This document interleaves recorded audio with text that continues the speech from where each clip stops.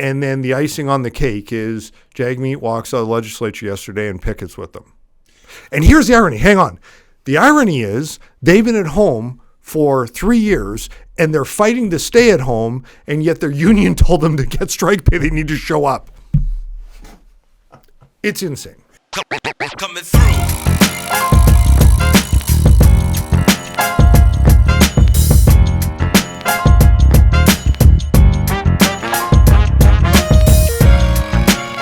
Rick Madison, 1 foot off center, and we've already had a win. And by the way, this is Jeff Cox. Already had a win. CBC. Take credit for it. We should, honestly, that is, like, I want to put my hands up and say, I'm not saying, but I'm kind of saying. So the details are CBC is now labeled through Twitter, Elon Musk, state-funded, affiliated, influenced, which is, you know what, just, I don't want to spend too much time on it, but I do fundamentally, and of course the CBC is not happy with that. They're not doing well, no. They're not cool with that, but it does go back to the fact, we talked about that, it's all media, I don't care which one you are, we're, I would think, somewhat biased, but I think it's nice to have that label. And what a week for this. So, I mean, I think we kind of made the off-color joke about, will Twitter list CBC as a government-funded media outlet, and they did. And apparently everybody thinks the world's ending because of it. And listen, I've tried to keep a middle ground about it. And I think that's the reality that we have wanted to always project, is that we're not right-wing psychos. So I'm going to try and keep my foot on center here a little bit with a few things. One, listen, Pierre, you did it. Move on. I'm actually at a place with him where I'm like, okay, you got it done. Mm-hmm. Not sure you were the person that needed to drive it. I think what happened anyway, but you got it done. It's time for you to get on to the next part of it. Now, the response though from Mr. Trudeau, who why would he care if it's not so connected, is, I mean, it's off the charts, actually, what they've said. And CBC too, for an organization whose leader went after Pierre, like, again, if you're so agnostic, let's go back 4 months when you called them out. That was the day you drew the line in the sand. And so all of that is insanity. But I will go to an article Thomas Mulcair wrote yesterday that was to his credit. That's hard for me to do.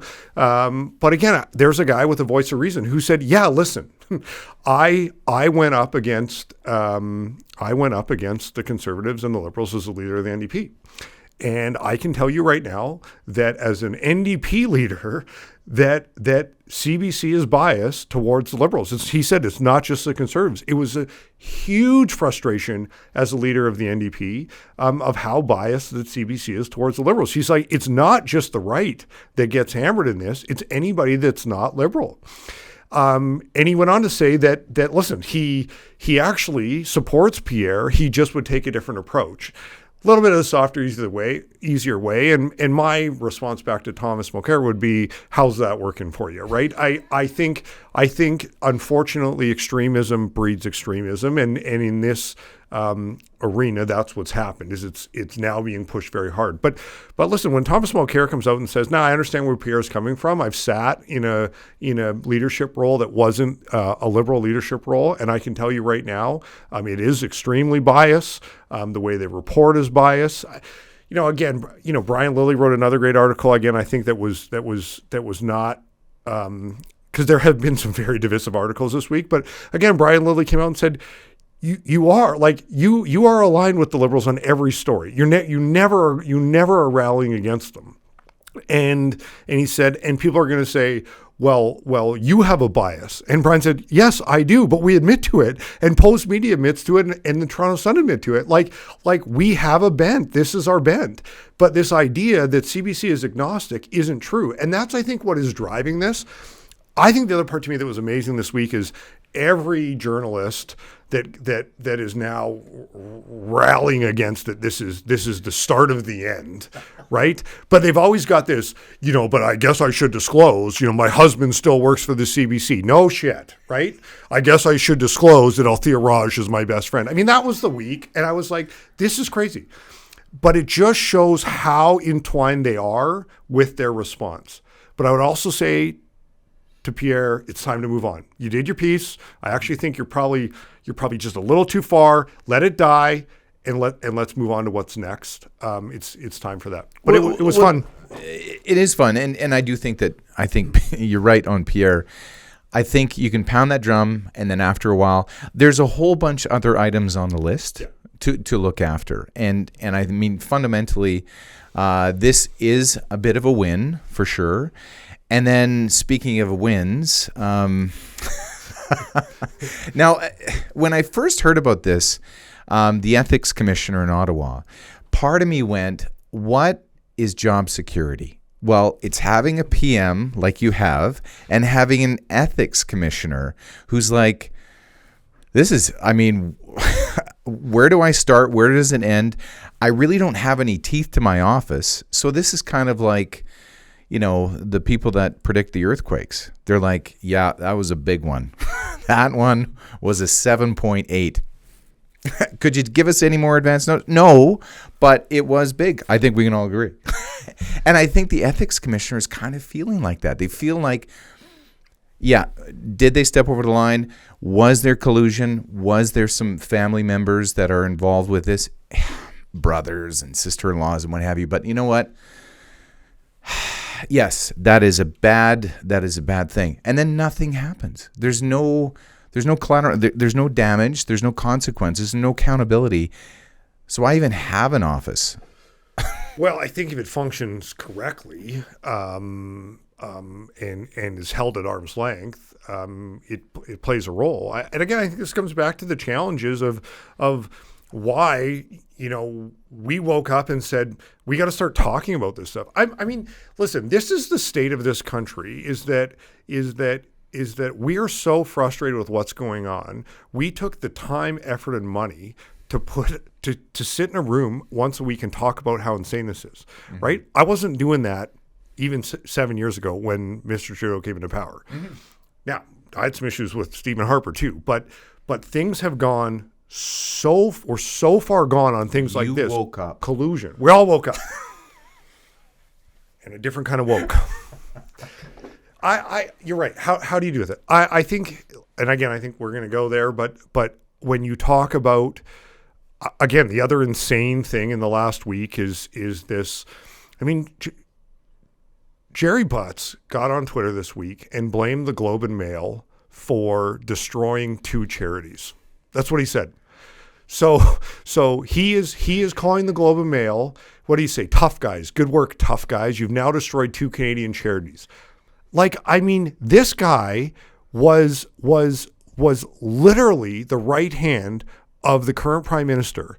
And his bent on the Trudeau Foundation and we is that the Globe and Mail went out to destroy them. Mm-hmm. Not that they did anything wrong. No. So I'm not sure if Mr. Butts understands how democracy works, but in a real democracy, media, again, some of the challenges most of us have with CBC, real media it works like an opposition party. Their job is to hold the government to account and government relations to account. So when foundations take money from foreign governments and dictatorships, yeah. Correct. And when charities collude and do the things that we did, I mean, we went down the rabbit hole of the insanity of that place. That's the Globe and Mail's job, right? So for Jerry Butts to say that, like, I'm honestly should be in jail. I was like, this isn't real. But isn't it part of it is, to me, the Trudeau advisors must have been saying this whole time to Trudeau, how stupid can you be?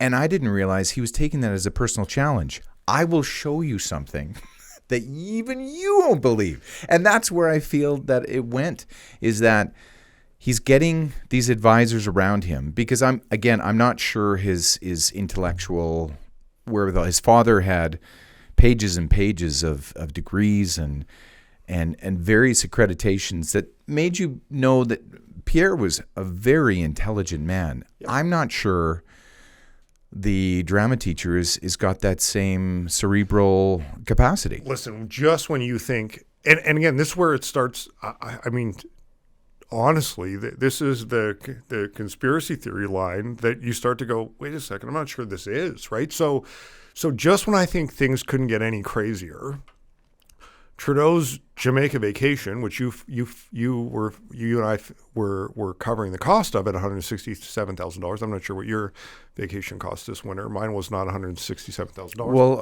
I didn't buy lettuce and eggs from the local grocery store, so it went way down. But the reality is, just when I think things can't get worse, it turns out that the place that he visited in Jamaica is a significant donor of the Trudeau Foundation, which he has no tie to. Zero tie. And I don't know why people keep talking about that he doesn't talk to his brother, or he has the same last name as the foundation. Yeah. So I'm sure it never comes up during Thanksgiving dinner. It can't. Or the amount of times that it's a person makes a donation and then all of a sudden has influence in certain aspects of our government. I mean, again, I'm really trying not to fall in this line of conspiracy, but I'm like, this is not conspiracy. Like, I don't consider myself like a savant when it comes to this stuff, and I'm like, wait a second. Well, if you would, okay, but when it's the same last name and the legacy part of what I would think is his family's name, he's part of the family.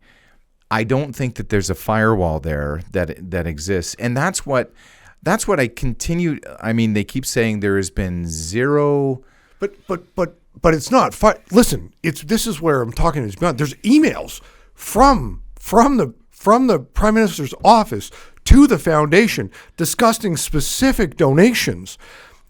A week ago, the guy said he had no idea what goes on in the Trudeau Foundation. This week, there's emails that say, hey, did you guys get that $200,000 donation? Because we're going to take this guy out in Ottawa and show him a good time. Literally. And it's like, I'm sorry, but like, I don't know how he can stand in front of the mic and say, no, there's no connection. And then this week find out that the place he vacationed at Christmas is owned by a significant donor. And he plays it off and says to Pierre, the leader of the opposition doesn't quite understand what a friendship is.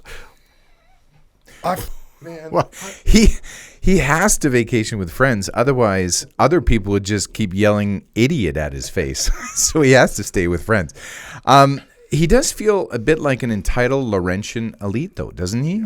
And part of the issue is he just continues to keep bumbling along.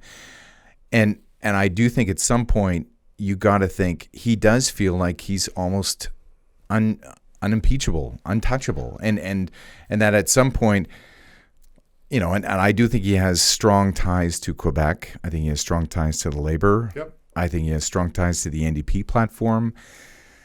CBC zealots are like going, no, you don't touch my seat. So I think there's a power base there that will never fundamentally go, you know what? But the ethics commissioners, today, I woke up a little bit giddy. I shouldn't, because there's some sadness out there. But I was giddy about the fact that this is yet another one. I'm hoping they get the pile big enough at this point. This show we could do for 2 days. Yeah. On just him and his insanity. I know. Yeah, and I think you're right. I think that's what it comes down to is at some point. And I think I guess this is more what it is. If they actually hung themselves out as what they are, I would be like, well, you're not pretending to be something you're not. But to stand there and say that you're a man of the blue collar and you're a man of the middle class and that's what you're doing, you're not, right? No. And then to get up on your Apple box and to point fingers at the Conservatives and say, you guys are this. I mean, it's priceless that we are in an absolute mess about Chinese interference in our elections and donations to a foundation that is named after our Prime Minister's father. And he has the audacity this week to come out and say that Pierre is tied to and influenced by U.S. billionaires, referring to Elon Musk, who's half Canadian, I'm pretty sure. I'm sure he has a Canadian passport. Like, it's just, that's the part where I want to throw something at the TV, right? And I'm like, it's more the fact that they are doing something and then pretending to be something else, and then throwing stones from the glass house all day long, and going, you guys are crazy. And it's like, I'm starting to think I am crazy. That's the part that doesn't add up. And the part is, I mean, I was part of a board and part of a charity, and we had an executive director that was buying goods on behalf of the charity. And they said, okay, do you want me to use my own card, which I know they get air miles points through? And I said, you know what, purely for optics sake, I'd rather we figure out a card for the charity so that any derived benefit is actually put through the charity. Yep. And as a result of that, she said, backed away and says, you know what, you're right, just for optics sake. You didn't hear about Stephen Harper taking these vacations. And I'm not saying Stephen Harper was the be-all, end-all. He's really not. But I'm just saying a lot of these things, it's almost like when people say to him, listen, just purely on optics, maybe you shouldn't go on this vacation. Right. It's like he's more confused than a chameleon in a Skittles bag. Right. He's like, well, why wouldn't I go on this vacation? I mean, it's awesome, and I don't have to pay anything. Right. Like, it's killing me that he actually thinks from a pure just standpoint. And again, I mean, he's flown to Tofino on days that he shouldn't, and went surfing. And I get he's got to get his bro on, like. But I think at some point you got to say, stop doing that. Like, well, please. And it's endless. Like, so there's, this all started with, well, it didn't start there, but you've got, if we're just talking about specifically him and his personal life, you're right. So you've got the vacation with to the island that Aja Khan owns, which is, that, again, ethics violation, truth and reconciliation and the pain that this country was going through at that time. And there's the PM's PJ going across the country so that he can catch some waves in Tofino. It runs on fairy dust, though. It's not gasoline, just for the record. So there's no climate issue there. And then you top that his response to $167,000 Jamaican vacation is, well, I had it approved. Cool, bro. By an ethics commissioner. Yeah, you had it approved. Well, food banks in Toronto are feeding 240,000 people a month right now, right? Like, that's the disconnection. Oh, you got it approved. So I think we're all good. Are we good? Okay. Totally, right? Yeah, fuel up the jet and let's get going. Right. I'm almost wondering at some point when somebody and again, I think it happened a bit at United Nations when he rose up to speak and certain countries called him a dictator and said, listen, you are totally offside. And again, it's this disconnect that I'm having trouble with. He's the same guy that I think's, well, the pool in the Titanic's still full. Yeah, but Justin, it's on the bottom of the ocean. Like, he feels like there's a disconnect whenever he does something. He's not exactly sure that something actually did. It's what's that book? How to Win Friends, Influence People. There's a story in there about a guy that shot a police officer in the face because the cop looked at him the wrong way. And he said through the psychology, he was justified in his actions because he said on the witness stand, if you saw how that cop looked at me, you'd know why I did what I did. There's this justification that I think he's wrapped up in and so protected and so entitled, he's entitled to his entitlements, that I think at some point you're almost insulated from the common Canadian or the vast majority of Canadians. Yeah. But if you had never walked into a grocery store or driven your kids to hockey practice, right, you'd be like, no, well, maybe you wouldn't, but you can understand he's so disconnected from what real life is. And that's the part that bothers me too, is it's like he doesn't get it. He has no idea what the inside of a grocery store looks like. He doesn't. And again, I think that's part of the struggles. Speaking of people that are out of touch, because there's him, like his buddy Jagmeet is like, I don't even know what planet he's on this week. So So I would love to ask Galen Weston if he had any influence on him resigning. But again, like, you know, when did communism solve any problem? Like competition, you know, he's on this bent right now about CEOs that make too much money. Like, yet you are supporting a government that price fixes multiple domestic products. Competition has been the solution in things like groceries for years. It's why the U.S. pays significantly less than us when you walk into a grocery store. Like, if you want to fix the problem, fix the problem. Don't be out on a limb talking about how you know, six people in Canada, you know, make 231 times more money than the average worker. Like, it's so ridiculous. Then, again, to be on the picket lines with public workers that, I'm sorry, like, there is no sentiment for these people right now. They have been at home through the pandemic. They have been paid through the pandemic. They are spending $22 billion more today, 30% more today than they were 4 years ago in the public sector. They have significantly higher wages in the private sector. They have significantly better benefits. They have significantly better vacation, and they retire with absolutely phenomenal pensions. Those are unarguable points. There's no... Why do you keep throwing facts at me? There's absolutely no public support for this union to be on strike right now. In a time when we can't deliver on passports, airports are an absolute disaster. I mean, CRA is an absolute disaster. Like the thing that went on with CERB, with SEBA, ArriveCan. Trans Mountain. I'm not sure who's giving that union advice, but they should probably fire him, because I don't think now's the time. And then the icing on the cake is Jagmeet walks out of the legislature yesterday and pickets with them. And here's the irony. Hang on. The irony is they've been at home for 3 years and they're fighting to stay at home, and yet their union told them to get strike pay. They need to show up. It's insane. But part of me, again, going back to who's a giddy monkey today, when the ethics commissioner, I heard about that. But when you hear about 155,000 federal employees walking out on the job, that again is mismanagement. Yeah. That again is incompetence. So when you have those things happening, you got to think, okay, the pile is getting bigger, and that hopefully we do have some historical demonstrative knowledge of what he's actually doing on a case-by-case example. The more we go back, the more we're like, wait a second. Justice, like we're talking about the people, the violent offenders, the prolific offenders, and how many times they've been put back onto the street due to the legal system, which is controlled by the government. So when I have these very intelligent people I speak to, far more intelligent than I am, talking about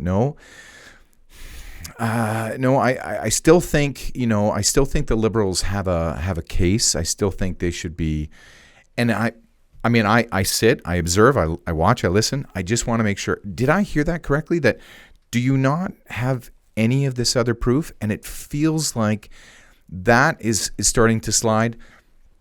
Those employees walking off, that is, again, I think a lot of people, a lot of Canadians drive through their day, like they go through their week, and the federal government on a day-to-day basis shouldn't really have an impact on their lives. You don't really think so. But now I feel like that is starting to change. The people are going, wait a second, why are the eggs, why are the lettuce so expensive? Why are things starting to cost so much more? And I think that is starting to move the needle for this government in the wrong way, thank goodness. Yep. And the 155,000 is just going to exacerbate an already poor situation. So I read an article yesterday about how to ride the train in Toronto. Because now so many people, it is such a common daily occurrence for someone to get stabbed on the Toronto train, at a Toronto train station or on the TTC. They've actually now releasing articles about how to ride the train. So stay away from people, have your back to the wall. This is Canada. And like I was reading this last night, if someone approaches you, make sure that you step back, ensure you can see their hands. This is an article about how to ride a train in Toronto. This week in Vancouver, or in Victoria, I guess, we're having the same challenge as Vancouver. Where, someone, what was the line? Tell the kids to keep their knives at home. Again, this is where we're at. Mike Farnsworth gets called out in the BC legislature this week, safety minister, and actually has the balls. The NDP have been in power in British Columbia since 2017. He had a temper tantrum, he went purple. He stomped and yelled shame, and then acted out. Yeah, and then said that this is BC United's fault or the Liberals' fault. If you've been in power since 2017, it's pretty hard to hang an issue on the previous government.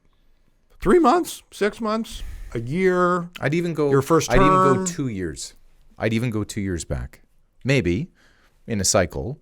But I think he might be reaching. I think what's happening is when you get taken to task as many times, and I do think. Again, I think this is part of why we have this show, is when you have a provincial government and you have a federal government that ostensibly are really one and the same, and they're thinking socialism, they're thinking communism, profit's a bad thing, business should not make any money. Why are all these people leaving?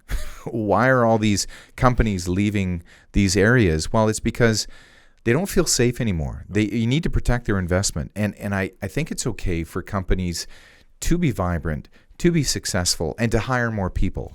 So minimum wage would be another thing that we can talk about. But anyway. And so the Liberals implemented a luxury tax in the fall, which has failed in every country. Like, ask France how that went, right? I had to stop by a client yesterday who's a car dealer, and I just asked how the State of the Union was and blah blah blah, and I said, you guys aren't affected by the luxury tax based on, and he said, provincially we are. And I said, oh, hang on, a little education from yesterday. And I said, what do you mean? And he goes, the provincial luxury tax in British Columbia starts at $55,000. Right. You can't, I'm sorry, but is a Kia luxury vehicle an Ivan Sleepin or a Hyundai or a Honda? Because the last time I checked, you're not buying a minivan. Or an electric vehicle. Well, that's not even, and that's a whole other debate, because they'll give you a rebate, but only up to $45,000, and then it's considered luxury, right? So you can drive. You want seats in it? You can drive a windshield? Nissan Leaf and get your rebate, right? So, but again, I don't think people are aware. Like you can't tell me that a luxury tax of $55,000 is not affecting the lower to middle class. Because you're right. The selection is very minute when it comes to that price point. And I mean, I've looked. I'm a car guy. I love looking, not necessarily buying, but I love looking. And there's a no-go line of, you just can't get a certain amount of cars. You just can't get access to below $55,000 if you want certain things. Totally. And I think it's just tough right now. And I think as these stories pile up, and as again, we have 2 days worth of show that we have to cram in.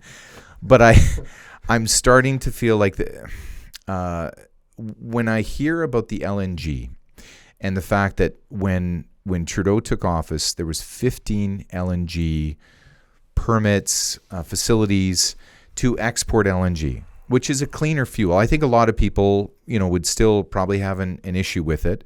But again, coal versus LNG, LNG versus a lot of other fuels, probably okay.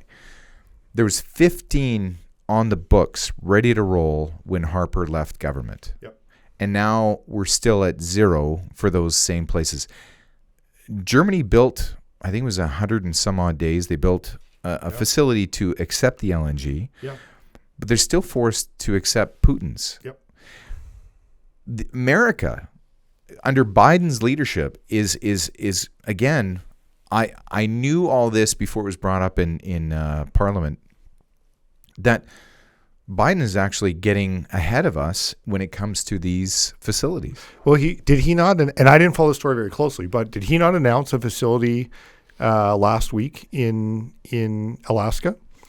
Which again, one of the first things he did when he took office was to shut down the pipeline that was going to run from Alberta down south, Keystone. And last week, despite the green zealots that exist in the extremes of his party, he greenlit a terminal in Alaska and a pipeline. As far as I know, I didn't follow the story very closely. Do you know anything about? I'm sorry, I'm putting you on the spot, but again, I'm quite sure that happened last week. Like they're moving forward on these things, and we're not. And I think even people that have a fundamental issue with anything fossil fuel related or anything out of the ground, when we start paying for education, when we start paying down the deficit, when we start actually feeling like a G7 country that's loaded with resources, I think that's when even a lot of people go, oh, that's what you meant all those years, is to open up the taps, sell the fuel to the world market, and then fundamentally start building resources and technology that actually help diversify our economy away from fossil fuels. Oh, is that what you meant? But you can't, again, David Suzuki, Gerald Butts, the extremists, the green zealots of Canada are not willing to have a common sense conversation to say, hey, wait a second, if we took our LNG as a stepping point and got it to places like India and Europe, we could actually help reduce emissions, which is what we're out to do. Right? For the world, because we all share the same air, though. Because just that's kind of a thing. For the record, we can reduce our 1.76% of total emissions. Let's even say it's 2 by half, and hardly not make any dent. It's literally a drip in the ocean, and China could absolutely blow it away by making one decision the other way. So we could work on a step program that says, here's where we are today, and here's where we want to go, and our natural resources are going to help do that. Bring that up with anybody that's slightly green, and it's like, you fascist, you want to kill this planet. And it's like, okay, I can't do this anymore. Like, again, it comes back to it. Like, why can't we have a common sense conversation about this stuff?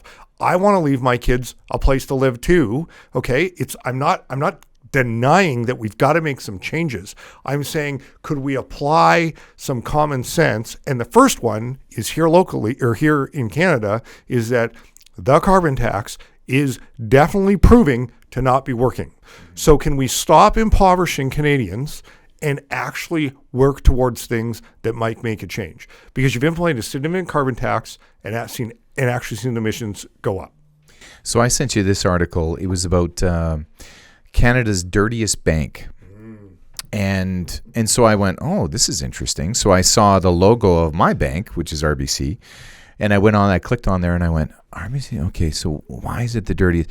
Because they have, get this, funded companies that deal in fossil fuels, and actually they're actually not fossil fuels anymore. That's a whole other thing.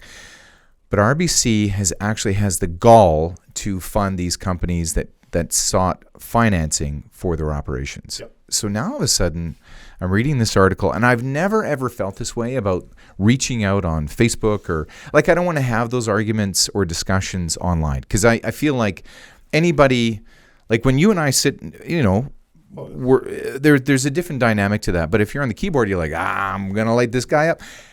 And I was going to do that even though it took everything in my power to stop, because I went, wait a second. If you're typing on an iPhone or wearing certain clothing, there's petroleum-based products that actually help our lifestyle, that help raise us up from the muck. And I don't know if a lot of people are educated on what those products are. And as a result of this differing opinion, and Trudeau's done a very good job of this, if you differ an opinion from mine, I'm going to call you a name. I'm going to put you in another. You're bigot. The minute you don't agree, you're some kind of racist psycho bigot, white male that wants to repress people. And would this can be considered as the most divisive time in my history? Yeah. I don't. It's tough to go back. It's like when you try and generationally look at sports, when you try and say who was the greatest, right? In hockey, was it Gretzky or Bobby Orr or McDavid, and depending on the era you're from, you're like, oh, you weren't there for Bobby Orr, and you're like, yeah, you're right, I wasn't, but I was there for Gretzky. It was pretty good. And again, Tiger Woods, Jack Nicklaus, right? This goes on. Is this the most divisive time in Canadian history? I think yes. I think it'll also go down as one of the darker ages of modern history, with the woke left extreme that is going on.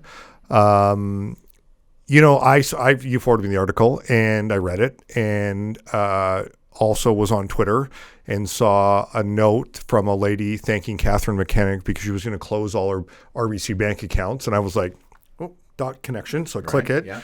And of course, the Green Zealot of Ontario is out sharing this information, and this woman saying, thank you so much. We're going to close all of our accounts.